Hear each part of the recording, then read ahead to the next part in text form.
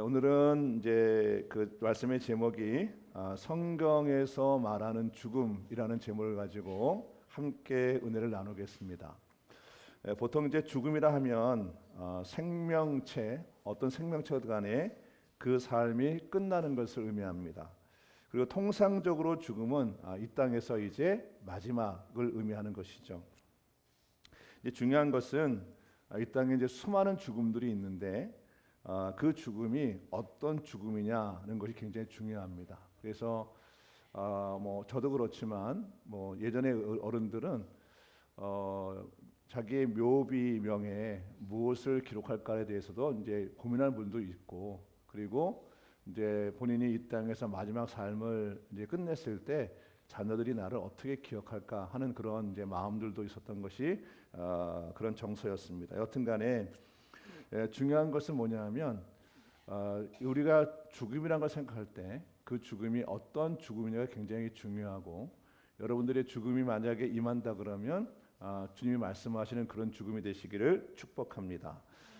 하나님의 자녀인 우리들은 이 땅에서 어떠한 죽음을 맞이해야 될까 하는 고민을 가지고 오늘 말씀을 함께 나누겠습니다. 세상에서 말하는 죽음은 많지만 오늘 이제 성경에서 제가 이제 네 가지에 대해서 말씀을 드릴 텐데, 이 네 가지의 죽음은 하나님이 개입하신 걸 통해서 이제 그 죽음이 이루어지는 거니까 우리가 생각하듯이 그 죽음이 허망한 것이나 아니면 단순한 것이 아닌 하나님의 은혜 가운데 있는 것이니까 그것을 오늘 잘 받으시기를 축복합니다. 성경에서 첫 번째 죽음의 이야기는 그 에덴 동산에서 일어났어요. 그러니까 에덴 동산에서 하나님에 의해서 죽임을 당한 짐승이 있었습니다. 창세기 3장 21절입니다. 함께 말씀을 읽어볼까요? 시작. 여호와 하나님이 아담과 그의 아내를 위하여 가죽옷을 지어 입히시니라. 아멘. 오늘 저 말씀은 저 가죽 옷이라는 것은 어떤 짐승의 그 이 가죽을 얘기하는 거죠. 그러니까 하나님께서 친히 짐승을 잡아서 그 짐승의 가죽을 옷으로 지어서 아담과 하와에게 입히신 걸 얘기하는 겁니다. 그래서 따라서 이 적의 가죽옷을 어떤 희생이 되었던 짐승은 하나님이 친히 그를 죽이신 거죠. 또한 가죽옷은 짐승의 가죽을 사용한 것으로 짐승의 가죽으로 잠깐만요, 제가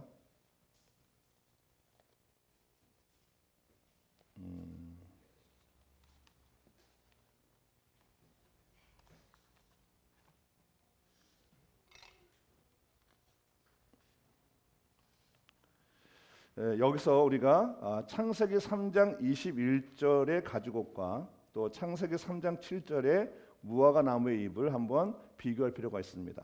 창세기 3장 21절입니다. 함께 말씀 한번 읽어볼까요? 시작.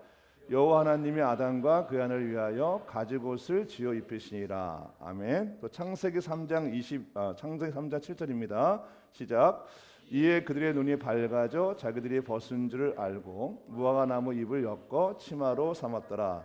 요 두 가지에서 보면 아담과 하와가 죄를 짓고 나서 이제 아담과 하와는 자기들이 이제 무화과 나무 잎으로 이제 치마를 만들어서 입었고요. 또 그들에게 이제 하나님도 가죽옷을 지어서 입히신 장면을 얘기합니다. 그러면 이 가죽옷은 하나님이 친히 이제 짐승을 잡아서 그들에게 입히신 건데, 여기서 말하는 이 가죽옷은 어떤 옷이냐면 위 상체로부터 밑에 무릎 밑에까지 전체를 감싸는 옷을 얘기하는 거예요. 그러니까 완전하게 보호할 수 있는 옷을 얘기하는 것이고, 그리고 이제 그 치마는 뭐냐면 이 그 아담과 하와가 만들었던 무화과 나무로 입으로 만들었던 그 치마는 옷은 엉덩이만 살짝 가리는 좀 민망한 모습의 그런 이제 옷이 되는 거죠. 그러니까 하나님께서 아담과 하와에게 주신 그 가죽옷은 굉장히 질긴, 굉장히 견고한 그런 이제 옷이 되는데, 왜 그렇게 이제 입히셨냐면 아담과 하와가 죄를 졌잖아요. 그리고 이제 에덴 동산에서 쫓겨나가야 됐어요. 근데 하나님은 그들을 사랑하셨어요. 그들이 이제 에덴 동산에서 이제 나가서 이제 이 밖에 나가서 험난한 세상을 살아갈 때 그들을 보호하는 마음에서 부모의 마음으로 질긴 가죽옷으로 그들에게 사랑을 베푸신 겁니다. 그러니까 하나님이 그 아담과 하와를 위해서 그 짐승을 친히 잡으셔서 그에게 가죽옷을 입으신 거죠. 또한 이 가죽옷의 의미가 또 어떤 것이 있냐면 이 가죽옷의 의미가 그 아담과 하와의 어떤 그 보호를 위한 거였다면 또 두 번째 의미는 어떤 거냐면 그때 이 가죽옷을 사용하기 위해서 짐승을 죽일 때 피가 흐르잖아요, 그렇죠? 이 피의 의미는 뭐냐면 인간의 죄를 감싸기 위한 희생의 의미가 들어있는 겁니다. 그래서 이때부터 구약 시대 때 희생 제사가 시작이 되었다고 이제 신학자들은 얘기하고 있는 거예요. 여기서 이제 기초해서 그 당시에 제사를 지낼 때 짐승을 잡아서 피를 대신 이 죄를 넘기는 그런 일을 했던 것이죠. 더 나아가서 이 피를 흘린 것, 짐승의 피를 흘린 건 어떤 의미를 갖냐면 이제 우리들에게 장차 인간의 죄를 대속하기 위해서 십자가에서 희생의 피를 흘리신 그리스도의 속죄 사역의 시작을 보여주는 의미가 있습니다. 그러니까 하나님의 그 이 일은 그 아담과 하와에게 하나님의 부모의 심정으로 그를 보호하시는 의미도 있고 그들의 죄를 수치를 가리우는 하나님의 지극하신 은혜가 있는 겁니다. 여기서 우리가 주목해야 될 게 뭐냐면 창세 후 첫 번째 짐승의 죽음의 의미는 하나님께 죄를 지은 아담과 하와를 위한 하나님의 사랑이라는 거예요. 저는 이제 이 말씀을 다시 한번 읽으면서 하나님이 우리를 정말 어떻게 감당할 수 없는 사랑을 베푸시는 것을 너무 이게 막 떨림으로 와요. 물론 이제 우리가 한글 성경을 읽을 때도 은혜가 되지만 좀 더 연구를 해보면 그 가죽옷을 입혔던 그 하나님의 사랑이 지금은 우리들에게는 예수님의 십자가의 피 흘리심이 지금 우리한테 임한 것이죠. 그 은혜가 여러분에게 오늘 임하기를 축복합니다. 그래서 로마서 13장에 보면 이렇게 되어 있어요. 13장 14절에 보면 이렇게 되어 있습니다. 주 예수 그리스도로 옷을 입으십시오라고 되어 있어요. 그러니까 우리는 예수님의 십자가의 보혈을 통해서 그리스도로 옷을 입은 하나님의 사랑을 받은 하나님의 자녀들입니다. 또 성경에서 조금 전에는 짐승에 대한 죽음을 얘기했는데 이제 성경에서 첫 번째 사람의 죽음은 형 가인으로 말미암아 죽임을 당한 아벨에 대한 죽음이 있습니다. 이 아벨은 우리가 잘 아는 것처럼 아담의 두 번째 아들이죠. 그런데 이 죽음은 어떤 죽음이냐면 순교자의 죽음이고 또 의로운 자의 모범이 되는 그런 죽음이었습니다. 그래서 히브리서 11장 4절에 이렇게 기록됐습니다. 함께 말씀을 읽어볼까요? 시작. 믿음으로 아벨은 가인보다 더 나은 제사를 하나님께 드림으로 의로운 자라 하시는 증거를 얻었으니 하나님이 그 예물에 대하여 증언하심이라. 그가 죽었으나 그 믿음으로 지금도 말하니라. 아멘. 저기서 보시면 맨 밑에 그가 죽었으나 하는 구절의 의미가 뭐냐면 아벨의 죽음은 우리가 이제 그냥 스쳐 읽어가면 왜 죽었을까? 너무 억울하지 않나 이렇게 생각할 수 있지만 저 아벨의 죽음은 단순한 죽음도 아니고 그리고 허망한 죽음도 아니에요. 아벨의 죽음은 뭐냐면 순교자의 죽음인데 왜 그러냐면 아벨은 왜 죽었냐면 형 가인보다 더 나은 제사를 드린 결과로 해서 하나님부터 의로운 자라는 증거를 받는 것에 대한 시기와 질투를 가인의 함을 통해서 그가 죽임을 당한 거예요. 그러니까 신앙이 좋아서 하나님 앞에 믿음을 지키는 것이 신실해서 악한 자에 의해서 죽임을 당한 겁니다. 그래서 그의 죽음은 의로운 죽음이고 순교자의 죽음입니다. 여러분에게 이 은혜가 있기를 축복합니다. 첫 번째 죽음, 짐승의 죽음도 굉장히 은혜스럽고 또 두 번째 죽음, 아벨의 죽음도 굉장히 은혜스럽지만 성경에서 가장 위대한 죽음은 예수님의 죽음입니다. 예수님은 창조자십니다. 창조자신 하나님이 이 땅에 오셔서 죄인인 우리를 위해서 십자가에서 죽으셨어요. 우리 로마서 5장 6절을 보면 이렇게 되어 있습니다. 이 말씀을 통해서 오늘 예수님의 십자가의 죽음이 여러분에게 이렇게 조명되길 원합니다. 말씀의 6절을 보면 이렇게 되어 있죠. 우리가 아직 연약할 때에 기약대로 그리스도께서 경건하지 않은 자를 위해서 죽으신 거죠. 그러니까 다시 말하면 우리가 죄인일 때 주님은 우리를 위해서 죽으신 거예요. 그래서 8절에 뭐라 그러냐면 우리가 아직 죄인 되었을 때 그리스도께서 우리를 위해서 죽으심을 통해서 우리가 구원을 얻은 겁니다. 이걸 8절에 뭐라 하냐면 하나님이 우리에 대한 자기 사랑을 확증하셨다고 말씀을 하고 있는 거죠. 그래서 9절에 보면 이렇게 됐습니다. 그러면 이제 우리가 그의 피로 말미암아 구원을 받을 것이요 우리가 그 아들의 죽음을 말미암아 하나님과 화목하게 되었은즉 구원을 받을 것이라고 말씀하고 있는 거죠. 그러니까 예수님의 죽음은 어떤 의로운 사람들 또 멋있는 사람들 이런 사람에서 죽은 것이 아니라 죄인인 우리를 구원하기 위해서 십자가에 친히 달리셔서 돌아가신 위대한 죽음입니다. 그 죽음을 말하면 우리는 구원을 얻을 수 있는 길이 열린 거죠. 네 번째 죽음입니다. 이 죽음을 얘기해서 앞에 거 첫 번, 두 번, 세 번째 죽음을 얘기했는데 성경에서는 우리들에게 요구하는 죽음이 있습니다. 성경에서 우리에게 죽음을 요구합니다. 좀 더 정확히 말하면 예수님이 우리에게 요구하는 죽음이 있습니다. 마태복음 16장 25절입니다. 오늘 이 말씀을 잘 보시고 이 말씀이 조명되어질 원합니다. 함께 읽습니다. 시작. 누구든지 제 목숨을 구원하고자 하면 잃을 것이요 누구든지 나를 위하여 제 목숨을 잃으면 찾으리라. 이 말씀을 계속 띄워주세요. 여기서 목숨이란 말이 두 번 나오거든요. 누구든지 자기의 목숨을 구원하고자 하면 잃는다. 또 누구든지 나를 위하여 자기 목숨을 잃으면 찾는다는 말씀이 있는데 여기 있는 이 목숨이라는 이 단어는 헬라어로 푸시케예요. 영어로는 soul입니다. 그러니까 우리나라 말로 하면 혼이에요. 이 혼은 우리의 자유의지입니다. 할렐루야. 다시 말하면 누구든지 자유의지를 구원하자 하면 잃을 것이다. 죽을 것이고 누구든지 나를 위해서 자유의지를 버리면 너희가 구원을 받는다는 거죠. 여기서 보면 밑에 잃으면이라는 단어가 나오잖아요. 자기의 자기 의지를 잃으면 다시 말하면 이 잃다는 얘기는 뭐냐면 어느 누구도 강요할 수가 없는 거예요. 그러니까 예수님이 이렇게 말씀하셔도 이 말씀이 강요가 될 수 있는 말이 아닌 거예요.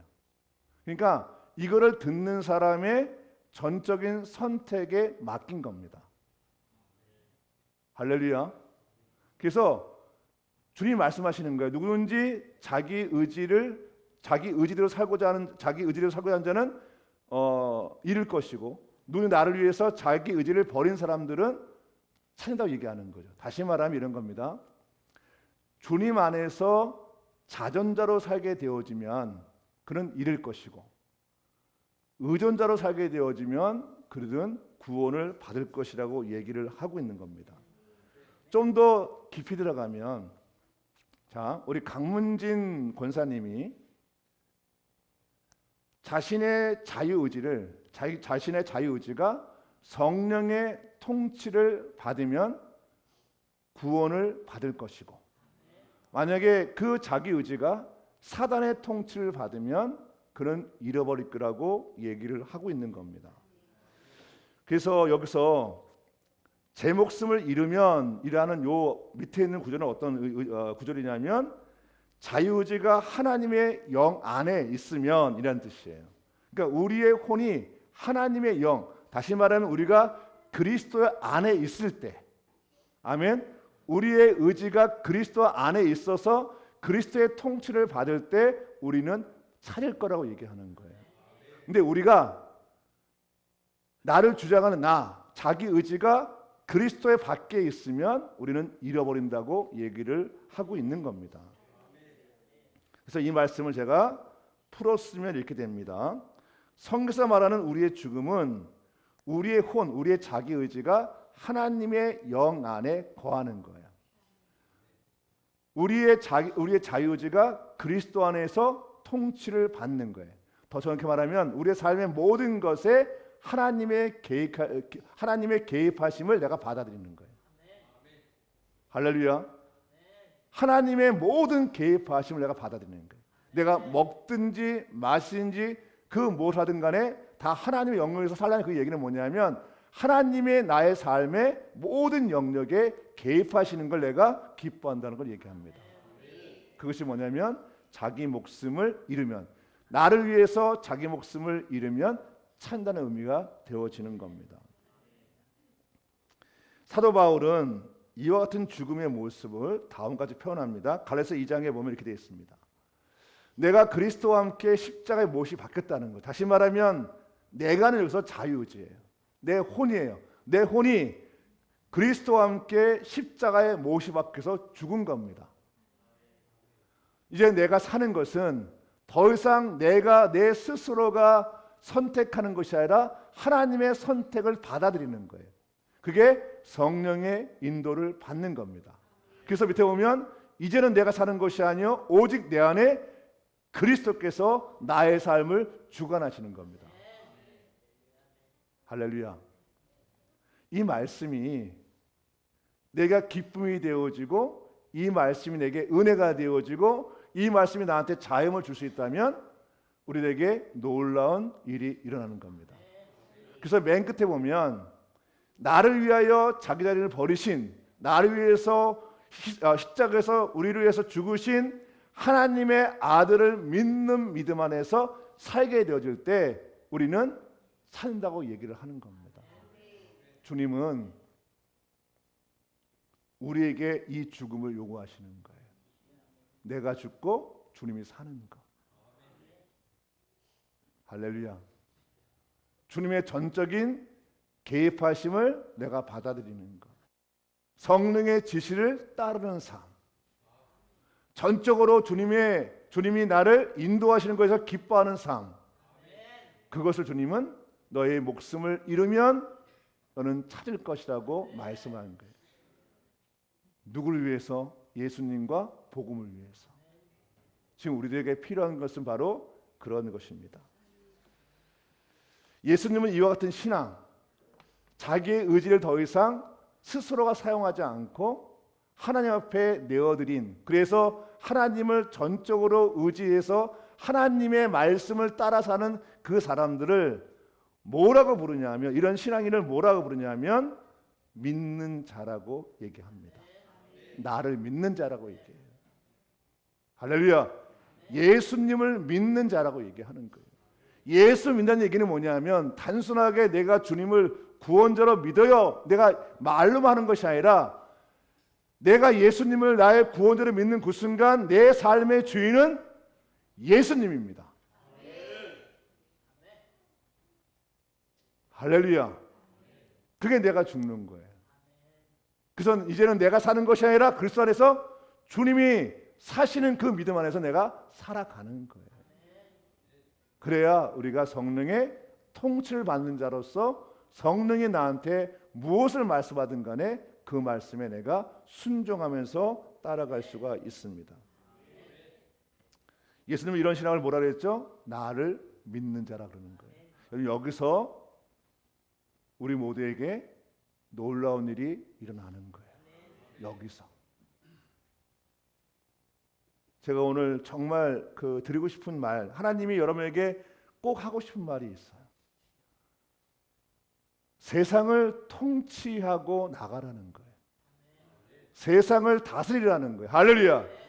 여러분이 하나님의 자녀로서 나를 믿는 자가 돼서 철저하게 자기 의지를 하나님께 드림을 통해서 하나님의 일을 감당하는 위대한 삶을 살라고 얘기하는 거예요. 그래서 예수님이 이렇게 말씀하십니다. 요한복음 14장에서 이렇게 말씀하십니다. 내가 진실로 진실로 너에게 이른다. 나를 믿는 자, 다시 말하면 성령의 통치를 온전히 받아서 성령을 따라 행하는 그들에게 내가 하는 일을 그도 알 수 있는 능력을 부여하겠다 말씀하시는 거예요. 예수님의 능력이 나를 통해서 나타나겠다 말씀하시는 거예요.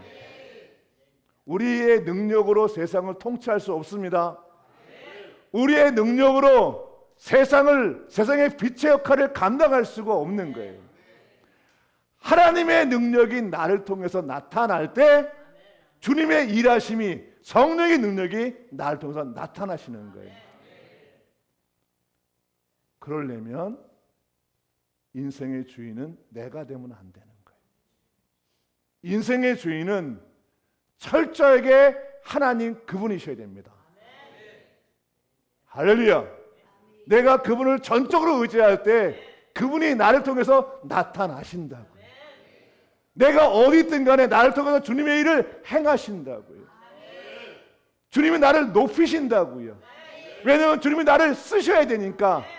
하나님이 나를 통해서 나타나게 되어지면 우리가 세상의 빛의 역할을 감당하는 위대한 삶을 살 수 있는 거예요.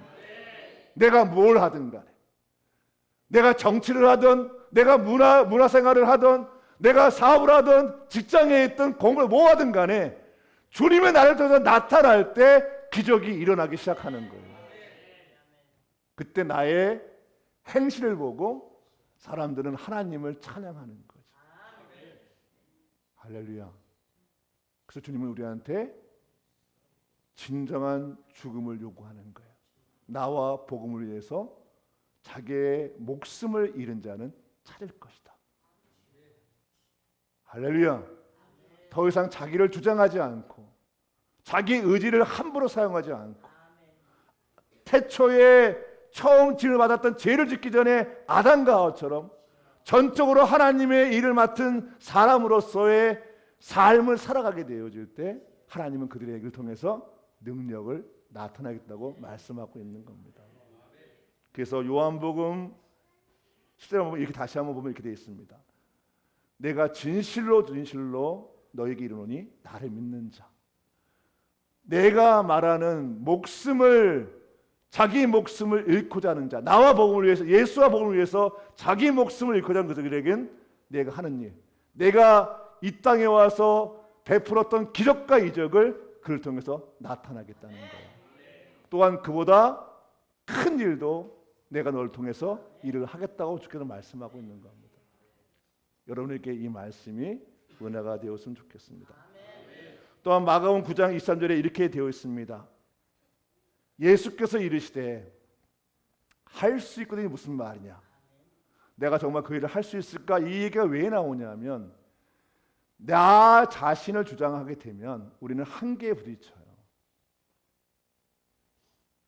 내가 중심이 되어지면 나의 가정 환경이 나한테 제한이 되어지고 나의 재산이, 나의 물질이, 나의 건강이, 나의 학벌이 제한을 받지만 하나님께 전적으로 자신을 드린 사람들은 제한이 없는 겁니다. 그래서 예수님께서 말씀하시기를 너 자신을 의지해서 무엇인가 하려 하지 말고 믿는 자, 나에게 전적으로 너의 삶을 드린 자에게는 불가능이 없다고 얘기하는 거예요. 할렐루야. 여러분 모두가 하나님의 능력을 나타내는 하나님의 거룩한 군사의 삶을 사시기를 축복합니다. 그래서 마가복음 16장에 또 이렇게 말씀합니다. 함께 말씀을 읽습니다. 시작. 믿는 자들에게는 이런 표적이 따르니 곧 그들이 내 이름으로 귀신을 쫓아내며 새 방언을 말하며 뱀을 집어올리며 무슨 독을 마실지라도 해를 받지 아니하며 병든 사람에게 손을 얹은즉 나으리라 하시더라. 이 믿는 자에게는 주님이 표적과 기적을 나타내십니다. 사랑하는 성도 여러분, 하나님은 우리를 통해서 세상을 통치하고 다스리길 원하세요. 그런데 우리는 통로잖아요. 통로. 우리가 능력이 아니고 하나님의 능력을 나타내는 통로인데, 이 통로가 그 역할을 감당하려면 우리의 혼이, 우리의 자유의지를 내가 사용하면 안 되는 거예요. 우리의 자유의지를 하나님 앞에 올려드릴 때, 하나님 나를 통해서 일하기 시작할 때, 내가 상상도 못했던 일이 나를 통해서 일어나는 거예요.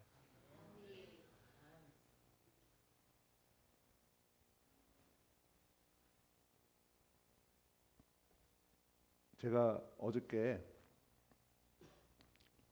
기사를 읽다가 그 일론 머스크 있잖아요, 그렇죠? 테슬라 지금 그 회장이겠죠.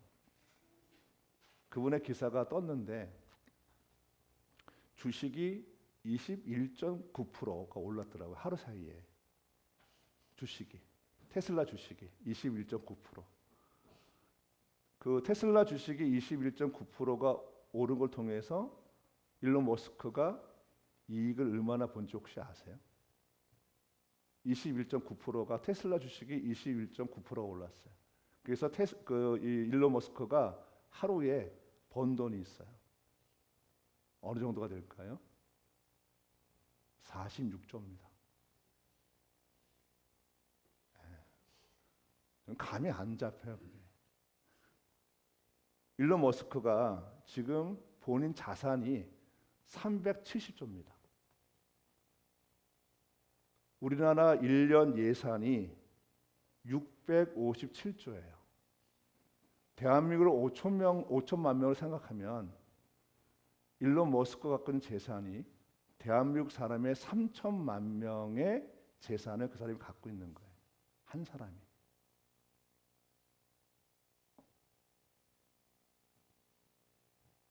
여기 중에 그런 기업가가 나올까요? 나오죠. 할렐루야. 근데 나를 통해서는 그 일론 머스크가 경쟁이 안 돼요. 하나님의 능력이 나를 통해 나타나면 하나님은 그 일을 나를 통해서 행하시는 거죠. 저는 일론 머스크가 전무후무한 사람을 생각하지 않아요. 그 앞에서 되게 많으니까. 근데 그들은 자기의 능력으로 그 일을 이루었어요. 자기의 능력으로.